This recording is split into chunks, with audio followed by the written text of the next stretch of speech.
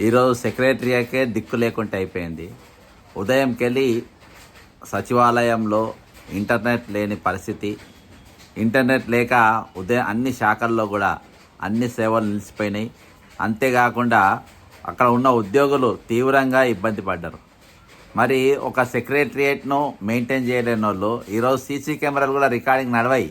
అందులో సెక్రటరీ ఉన్న సీసీ కెమెరాలు కూడా నడవాయి.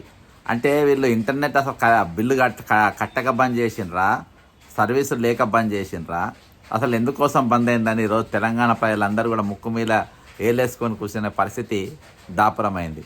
మొట్టమొదటిసారిగా ఎప్పుడు లేని విధంగా ఈరోజు సెక్రటరీనే ఇంటర్నెట్ కట్ అయిపోయిందని అంటే ఈరోజు పరిస్థితి ఎంత దిగజారిపోయిందో, సెక్రటరియట్ మీద ఎంత పట్టు ముఖ్యమంత్రికి ఉందో అనేది అందరికీ అర్థమవుతా ఉన్నది.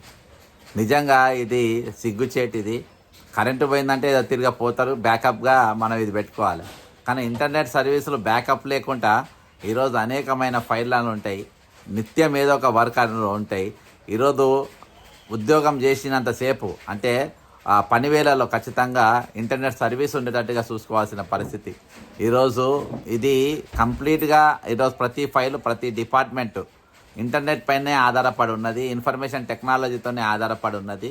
ఈరోజు సాంకేతికంగా ముందుకు పోవాల్సిన మనము ఈరోజు ఆ సెక్రటరియేట్లో అంటే రాష్ట్రం మొత్తం మానిటర్ చేసే స్టేట్లోనే సెక్రటరియేట్లోనే ఈరోజు ఇంటర్నెట్ బంద్ అయినంటే పరిస్థితి ఎక్కడుందో అర్థం చేసుకోవాలని చెప్పి నేను విజ్ఞప్తి చేస్తున్నా.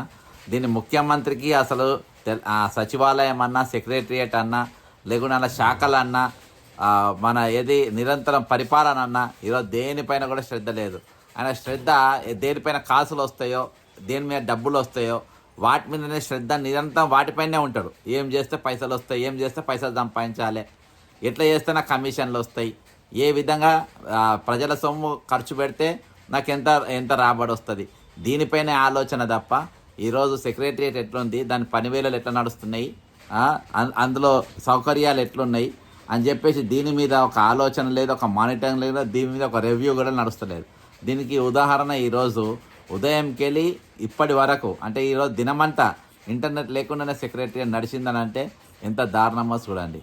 దీనిపైన ఎక్కడ చర్చ ఉండదు, కనీసం టీవీలలో స్క్రోలింగ్ కూడా ఉండదు. జై తెలంగాణ, అమరవీరులకు జోహార్లు.